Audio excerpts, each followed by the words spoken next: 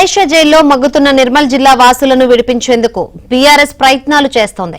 నిర్మల్ జిల్లా కడ మండలంలోని లింగాపూర్కు చెందిన నరేష్, భాస్కర్, శంకర్, రాజేశ్వర్, శ్రీనివాస్, దస్తూరాబాద్ మండలం మున్యాలకు చెందిన రవీందర్ ఏడాది క్రితం ఉపాధి కోసం మలేషియా వెళ్లారు. ఏజెంట్ మోసం తెలియక విజిటింగ్ వీసాతో వెళ్లి పోలీసులకు పట్టుబడ్డారు. వీరితో అక్రమ ప్రవేశంతో పాటు ఆయుధాల చట్టాల కింద మలేషియా పోలీసులు కేసులు నమోదు చేశారు.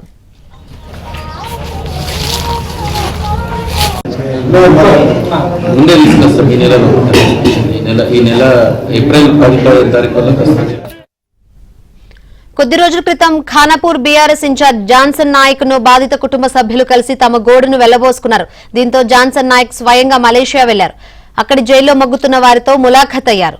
అకారణంగా తమను జైల్లో పెట్టినట్లు జాన్సన్ తో బాధితులు ఆవేదన వ్యక్తం చేశారు. దీంతో వీరిని విడిపించేందుకు మలేషియా ఉన్నతాధికారులను జాన్సన్ నాయక్ సంప్రదించారు. బాధితుల తరపున న్యాయ పోరాటం చేయొచ్చని అధికారులు సలహా ఇచ్చారు.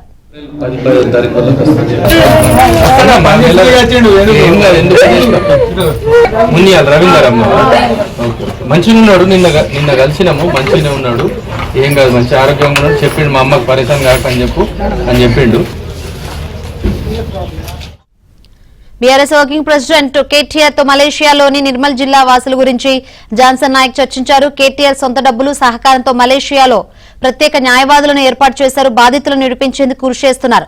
త్వరలోనే వీరు విడుదలకు బాధిత కుటుంబాలు ఎదురు చూస్తున్నాయి. మంచిగా ఉన్నాడు. నిన్న కలిసినాము. మంచిగానే ఉన్నాడు. ఏం కాదు. నేను మొన్న సోమవారం రోజు మలేషియా వెళ్ళడం జరిగింది. వాళ్ళని కలవక ముందు వాళ్ళు అసలు ఎందుకు అరెస్ట్ అయినరు, ఏమైంది అని చెప్పి కనుక్కుంటే వాళ్ళు ఎక్కడైతే వాళ్ళు గోడౌన్లో పనిచేస్తున్నారో ఇమిగ్రేషన్ రైడ్ అయింది. ఆ రైడ్ అయిన కాడ అక్కడ కొన్ని ఆయుధాలు, బుల్లెట్లు దొరికినాయి. సో వాళ్ళను దొరికినందుకు వాళ్ళను జైల్లో పెట్టిరు. నేను అక్కడ ఉన్న ఎస్పీ తోటి, అరెస్ట్ చేసిన ఎస్పీ తోటి మాట్లాడి నేను వాళ్ళ 6 కుటుంబాల కోసం నేను వచ్చిన, మీరు దయచేసి వాళ్ళను ఈ కేసులలో పెట్టకుండా మీరు ఏదైతే నామం ఇమిగ్రేషన్ పెనాల్టీ ఉంటుందో అది చేయమని చెప్తే వాళ్ళ రూల్స్ ప్రకారము నేను ఒక లాయర్ని మాట్లాడడం జరిగింది.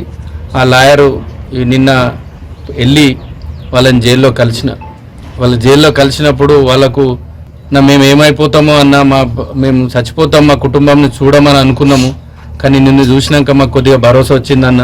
ఇంకా 15 రోజులైనా మేము ఓపిక పడతామన్న, మా వాళ్ళకి చెప్పండి, ధైర్యంగా ఉండమని చెప్పండి అన్న. మమ్మల్ని ఎట్లయినా ఇక్కడికి వెళ్ళి మీరు ఇడిపియాలన్నా, మాకు మేమేం తప్పు చేయలేదన్నా, మేమేదో పని చేసుకుంటున్నాము, ఎట్లయినా ఇక దయచేసి అని చెప్పి వాళ్ళు బాగా బాధపడడం జరిగింది.